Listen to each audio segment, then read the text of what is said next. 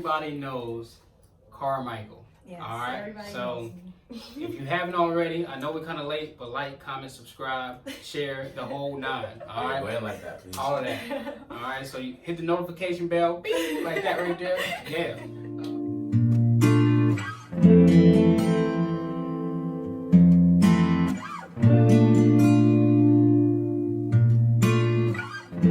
It's your girl Shania, and I'm here with my recruiter Stats on Evans, how y'all doing?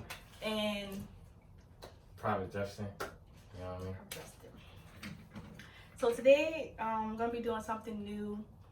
So I'm going to answer some questions pertaining to the Army. Also, I'm going to, let this young man that, not so long ago finished basic training and his job training, tell you a little bit about his journey through the military, why he wanted to join, and go back to answering some questions. First question is, how is the process? Like, how is the process trying to enlist in the military?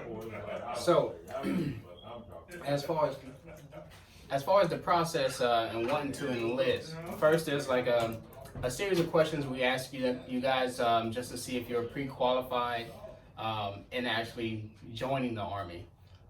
Not everyone's qualified, not everyone's disqualified, but there can be some things that disqualify you, such as certain law violations and charges and stuff like that, that can permanently disqualify you.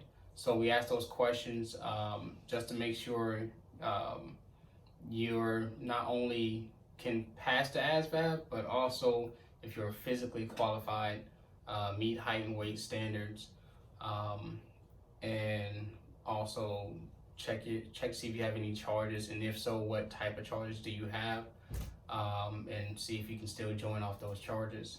And also, we want to make sure your family supports you, number one. All right, so you got some type of support system, whether it's family, friends, or whoever it may be. Although it's up to you to make that decision, if you're 18 and up, right? It's up to you to make that decision, but it also helps if you got that support system, someone to push you along that journey. It may be easier to some, but it makes it a lot easier when you have that person right there. Hey, you got it. Just stick to it. Keep your mind on the positive things, and you got 2 more weeks until you graduate. Stuff like that. So that also helps out a lot. And it's really I guess like the decision on whether you want to go active or reserve. We elaborate on that a little bit more. We have one active duty, we have one reservist. Their lives are completely different military-wise, and the route that they wanted to go, they have different reasons why they chose to go that route also. So that'd be a question that we will ask you guys on why you want to go this route or that route, and just kind of help you and direct you to whichever route is best for you. So I had a question. Somebody was like, what if you're 17? Mm-hmm. Okay, so how does that work? If you're 17 and you're wanting to join the Army, all right, so we have to have your parental consent, all right, meaning both parents have to sign saying that, hey, I give the United States Army permission to enlist my son or daughter into the United States Army. All right, if you have a parent that has passed away, we have to have their death certificate, just something showing that they've passed. If you don't talk to your family member, we'll try our best to get in contact with that family member and go from there. But you're 17 in order to even start the process. You can talk to a recruiter as in, hey, I was thinking about joining the Army, but I'm 17. Could I sign up for myself? No. Your parents would have to, give the Army permission to put you in the Army. All right, so that's really about as far as that can go. But you have to have both parents give their authorization for that. 2 different walks of life right here when it comes to the Army. All right, so they both have federal benefits. All right, they joined the United States Army, which is the largest branch of any of any military branch that's out there. All right. So, what made you join the Army? Um, so like living home. I mean, I was really working a lot, and I felt like I was somewhat being mistreated at my job. I thought it would have been a little bit more appreciated. My leadership skills would have been a little bit more appreciated if I was to join the Army, you know. But the leadership only goes but so far in the Army as well. But still, it benefits a lot. It puts a lot of morale into your life. It stabilizes you mentally, and you know, I just felt like I needed that mental stability, that maturity boost, you know. So joining the Army, especially active duty, was definitely a good thing for me. Okay, that's good. That's good. So on the active duty side of the house, how does that work? Is it like you work every single day, or is it like part time? I know it's active duty, but how does that work for you? How's your normal day to day basis in a week time span? So currently, right now, as of right now, we're like, you know, the whole coronavirus COVID-19 thing. So things kind of slowed down a lot for us, but we still keep our social distancing when we do go to work and stuff like that. Every time we enter a building, per general orders, Mm-hmm. you know, the general of the base, he puts out general orders about every 2-3 weeks. So right now we're on like general order number 5, and you know, when you walk inside a building, you know, you still have to maintain your 6 feet distance if you can, but no matter what, regardless, if you're inside an enclosed area, car, building, gym, stuff like that, All right. you have to wear a mask. But stuff still gets done. We still get things done. We still do our training. We still get exposure to a lot of different things. Me personally, I'm 11 Bravo, so we get exposed to our weaponry, our classes and stuff like that, our tactics. So it don't stop. Right. It don't stop, but it slows down, but it don't stop. Okay. What is 11 Bravo?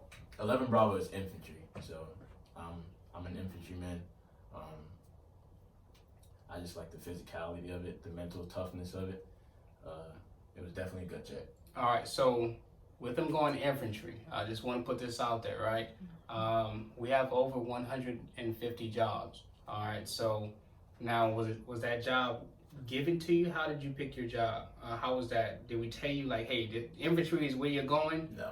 How did that work for you? No, so I took the I took the podcast first. Mm-hmm. So the podcast is like a revamped version of the ASVAB. Right. So I took the podcast test, and it showed me like my score, my GT score, basically like where I sit as far as like intelligence and like mechanic skills and stuff like that. And I personally was I had almost every job that was available. Right. At the time, Right. I was available for almost every job, and he told me to, okay, you know, you got all these jobs, let's try to narrow it down to 5, you know, and I narrowed it down to 5, and he's like, all right, so out of that 5, let's narrow it down to 3. All right, cool. All right, now take one of those out. Now you got 2. So pick one of these 2 MOSs, and that's what you got, bro. We're not gonna tell you what you got. You choose it. You know, this is what you want. So I chose infantry. I have infantry for, my contract date is January 20th, 2024. So I'll be in this for another 4 years. But Right. I enjoy it so far. It's fun. I love it. Okay. So, go ahead. How was basic training at Fort Benning? Whew. So Fort Benning, yes. The infantry capital of the Army. So I was originally supposed to have a 16-week contract, but the Army is implementing a new OSIT program to where What's OSIT? OSIT is one station unit training. So OSIT consists of your basic training and your AIT at one place at one basic training unit.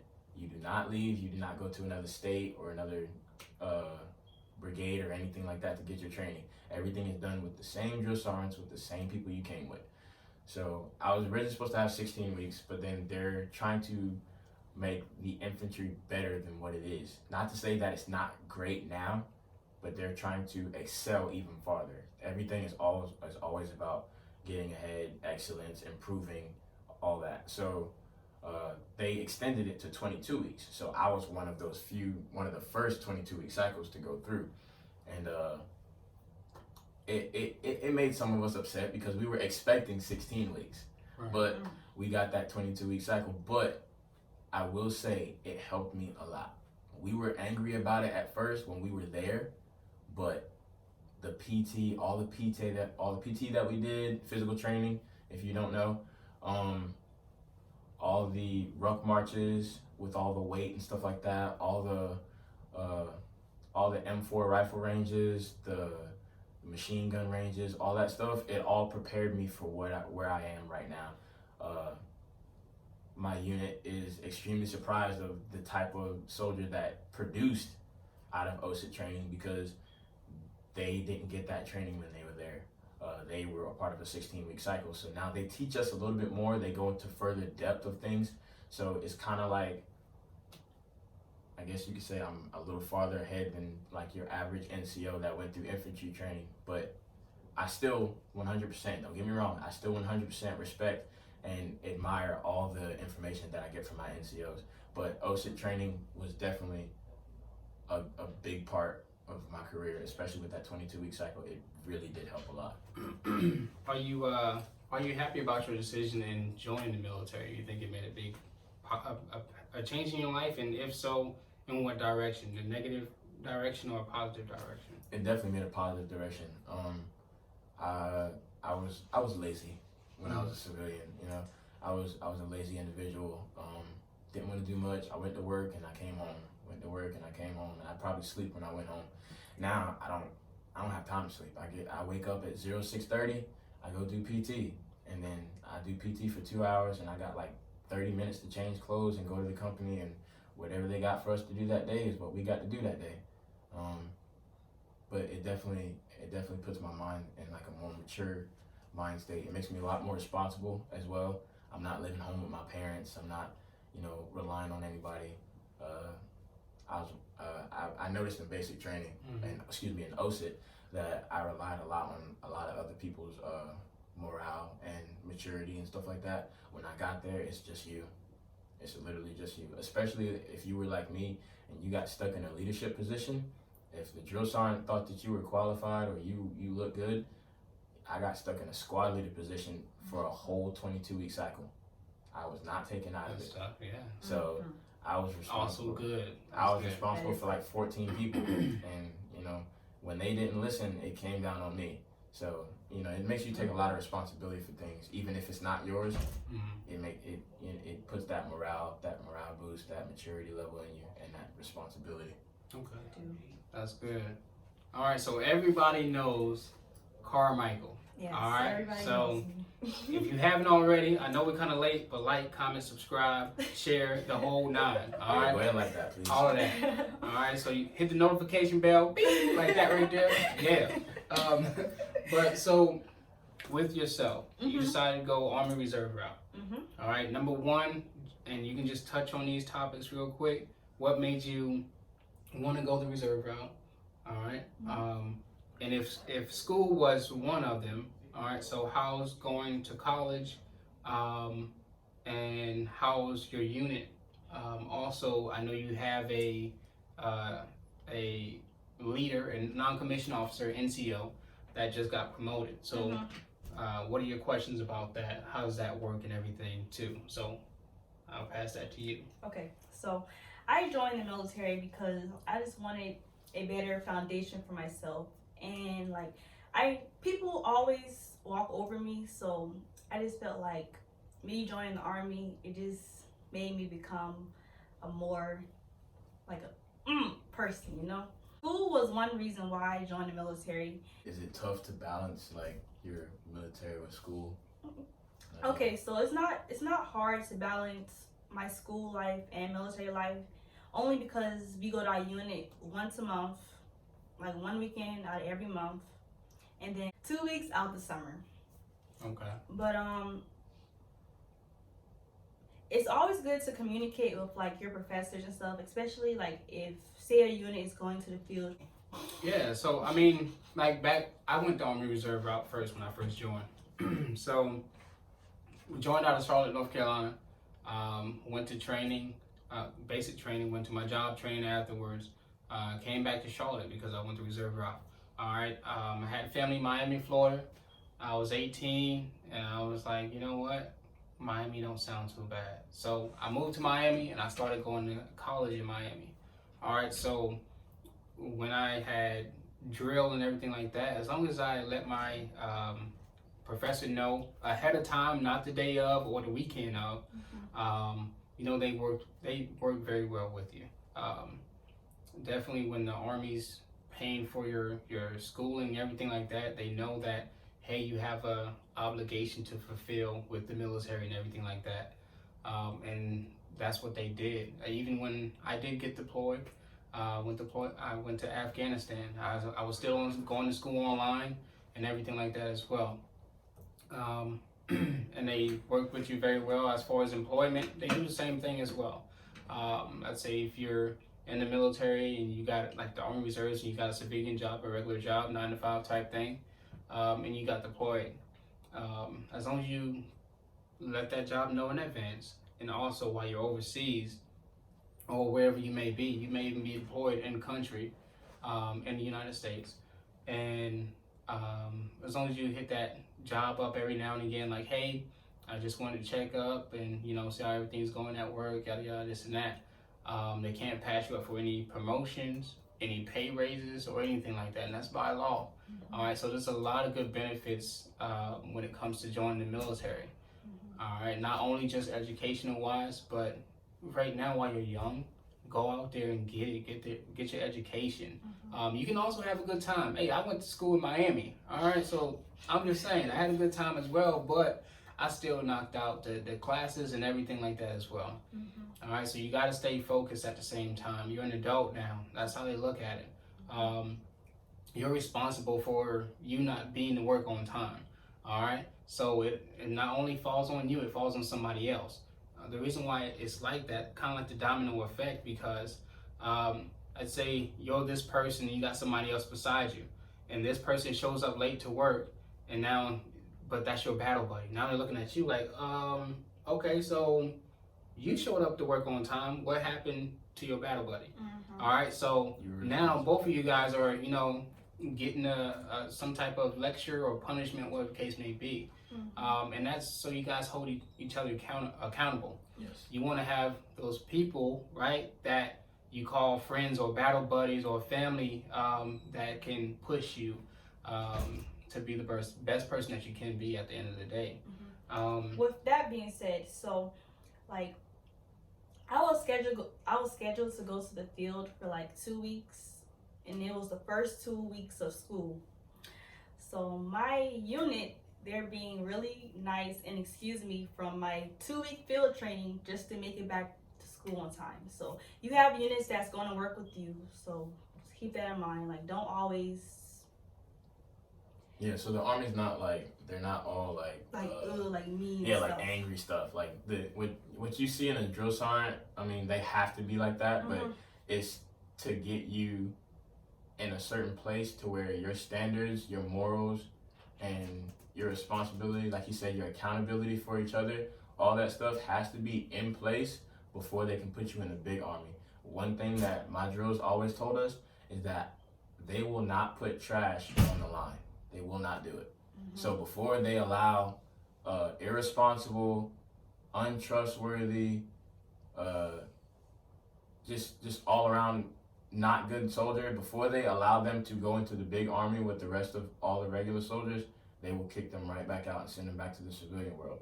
It is all about responsibility, accountability. Matter of fact, it all goes down to the Army values. So you got leadership, which is the acronym. So you got loyalty, duty, respect, selfless courage, honor, integrity, and personal courage. Personal courage.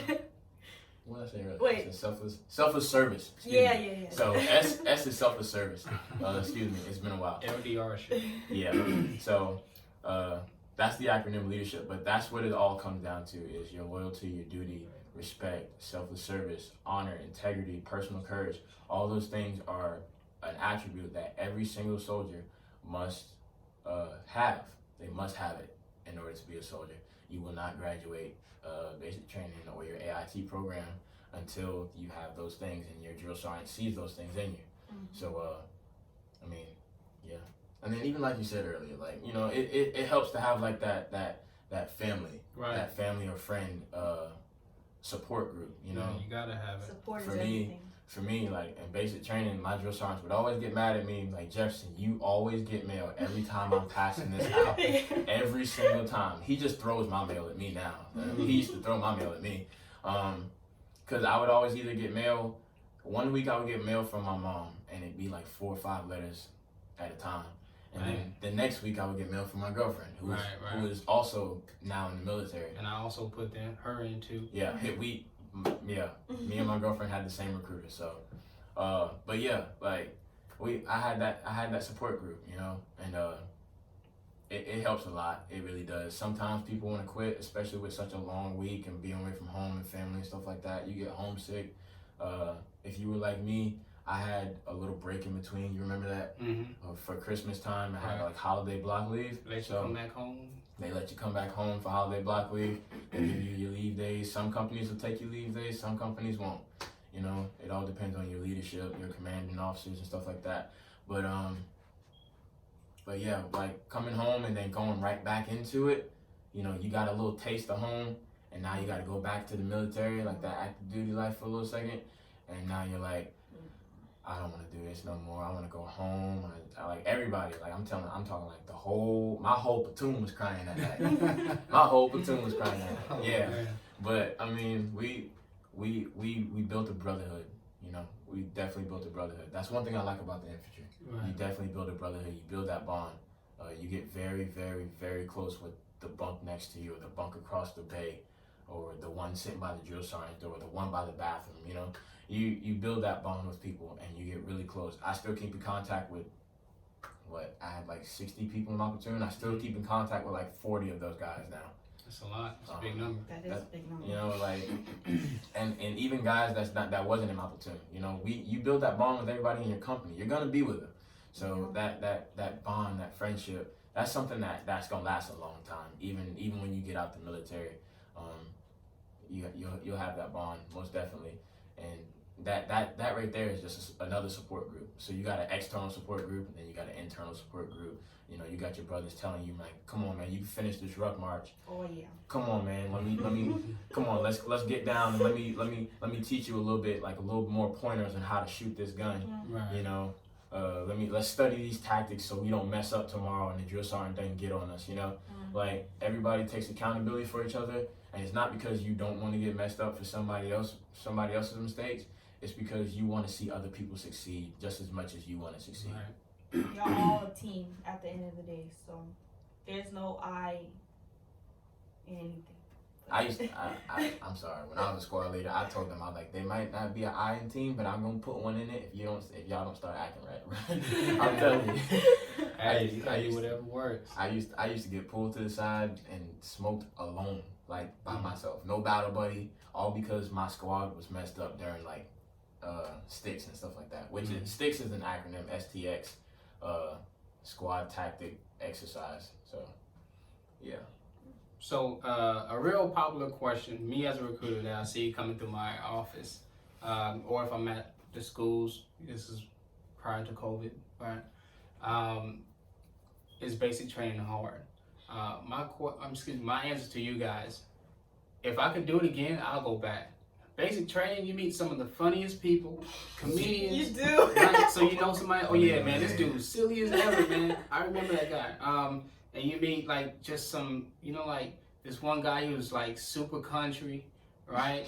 People from all different walks of background. And like everybody just connect. You're here for the same thing. You're all here for basic training to get in the military, change your life, no matter what it is. If you're doing it for your family, education, or to pay off these loans, that you didn't think about joining the military, so they could pay that for you, right? So stuff like that is, but you're all there for the same reason. Even drill sergeants, man, you meet some of the funniest people, the most my drill sergeant is knowledgeable so people, funny. and they just, at the end of the day, when you're first coming in, they're gonna be tough on you. Just like what I mentioned before, you got people coming from all walks of life. Some people that's been spoiled, right? Never had to lift a finger in their life. People who had it hard, right? People that never flew on an airplane before and stuff like that too, right? So, hey, my first time going on the airplane, the military put me on it. It was me by myself. All right, so I was hyped up about it. So I was sitting by the window, everything. I was looking out, but I was grabbing the seat real hard. At the same time, trying to play it off. Put my shades on real quick. But you know, basic training, man. If I could do it again, I'd definitely do it. I'm not gonna lie, I definitely would. I would do it. I would too. It sucked at the time. It sucked at the time, but I would definitely do it all over again. It was fun. Like he said, you meet people from all walks of life. You know, like he said, you meet country people, you meet city people. Like I was one of those city people, so when I heard somebody with like a super country accent, I thought it was really funny. But then by the end of basic training, everybody's like, you know, all buddy and singing the same country song because we're playing it on the radio, and we're all doing like PT in the bay and stuff like that because our drill sergeant wanted to. He felt like, okay, y'all aren't trainees no more. Y'all are infantrymen, so I'm going to treat y'all like my little brothers now. You know, at some point, drill sergeants will let up on you. I promise. They're going to let up. They're going to let up. It's just like, so like they got this thing, they call it red phase, blue phase, white phase, green phase, right? That's your basic training phases, right? So for me, each phase was 3 weeks. So for red phase was 3 weeks. So I got 3 weeks of non-stop smoke sessions. I got smoked for the dumbest stuff. Working out. Yes. I don't know what that means. Okay, Right. yes. Okay. So smoking, the Army is not allowed to smoke you no more. I apologize. I didn't say that right. They are allowed to correctively train you though. Yes. So while you are doing push-ups for like 30 repetitions, they will explain to you what you did wrong and how you can do it better. So that is what they call corrective training. We do not get smoked no more. The Army does not do that. The basic training, I definitely would go back again if I could, because now looking back, I'm like, you know, all that stuff wasn't really hard. It wasn't Right. bad. Especially all the smoke sessions and stuff like that. I was like, that was just trying to build me up. Yeah, like when I first got the basic, like red phase, everybody would get smoked. We had to do like 30, 40 repetitions of flutter kicks, push-ups, 8-count push-ups, and we was like, man, this is too much, man. Are they allowed to do this? We even tried to pull a fast one on the drill sergeant. So we looked up like the amount of repetitions that they're allowed to give us, and we pulled it on them. And it was like, oh, okay. Yeah, we did that too. Right. So what I'm gonna do is the 8-count push-up, and we're gonna do 1, 2, 3, 2, 3, 2, 3, 2, 4, 5, 5, 4, 5, 7, 6, 7, 8. That's only one repetition. That is only one repetition. I'm telling you, you will be absolutely drained, tired by the time you get that one repetition in. Now, we told them the number of repetitions. He's like, okay, cool. We can only give you that amount of repetitions in that location. You did not read that area all the way. We can only give it to you in that location. So, company, attention. Right step, march. Halt. Get back down. That is a new location. Right. So, you know, don't do what we did. Don't try to pull a fast one on the drill sergeants. Just because you think you know, you don't. You really don't. Some of the best shape you will ever be in your life. Though, Oh, man. Yeah, but when I got basic training, I was in the best shape ever. What? When I first ran my first 2 mile, I ran like 16 minutes and 40 seconds. I almost did not make the infantry standard. I was like, man. Y'all don't even hear my Now by the end of basic training, I was running like 13-12. Yeah. 13-12. That's way above the infantry standard, you know. But I went from 26 minutes to like 17 minutes. Oh, I wasn't That's a saying. big drop. I wasn't standing there waiting for nobody for 26 minutes. Yeah. We did our test in the morning, so I like, man, listen, can we go to breakfast and That's you know all they I- get there when they That's get what there. I ran for, breakfast. That's what I'm saying. That's what I ran for. I was like, man, listen, all I know is when I'm done, I'm gonna eat. I'm just That's gonna it. eat. Yeah. Just look forward to the food. And so, just like he mentioned earlier, when you look back on it, it wasn't as hard as you was thinking going into it, because you don't really, you've heard stuff from everybody. You don't really know what to expect until you go through it yourself, right? It's just like asking you guys, hey, how did you like high school? This person can say they loved it. This person can say they hated it, right? But that's their experience at the end of the day. And same for them in basic training. Somebody could have said, nah, I'm good, I wouldn't go back. But they all said they would go back to basic training. It's what you make it. Right, it's what you make of it. Yeah. I mean, if you got the willpower to keep going, man, just keep going. And when you look back on it, you be like, man, I'm glad I made this decision at the end of the day. Yeah. So, and then whenever you get out, guess what you're getting out with? Your benefits. All right, so they're going to go with you for the rest of your life. If you don't use all your educational benefits, you can pass them down to your kids, your husband, wife, whatever the case may be. At the end of the day, the military isn't for everybody. I'll tell you that straight up, right? But if it's something that you see is for you, first see if you're qualified. All right, then join the military, join the army, right? And get out. All right, so nobody's not going to be in for the rest of their lives. I plan on doing 20 years, right? Being in for 20 years. After 20 years, I'm going to move on to something else. I'm going to get me another federal job, because this is a federal job, whether you go reserve or active duty. At the end of the day, you're still getting those federal benefits. And I mean, use it to your advantage. All right, go to school, save your money, own a business, invest in a business, get a small business loan from the army or something like that, right? I'm telling you, hey, at the end of the day, all right, so now if you want to be successful, you got to have more than one avenue of making income. Yes, you gotta. All right, so when they teach you how to invest your money, how to save your money, how to, when it comes to buying a car, you know, if you've been paying more than 6% on that car, hey, guess what? Tell them you're in the military now, get that money back. Yeah. All right, so there's a lot of good benefits, man. We definitely appreciate you guys. I don't want to cut it short. That's, you know, but what other questions you got? Do you have any more? I can't think of any right now. All right, so we might.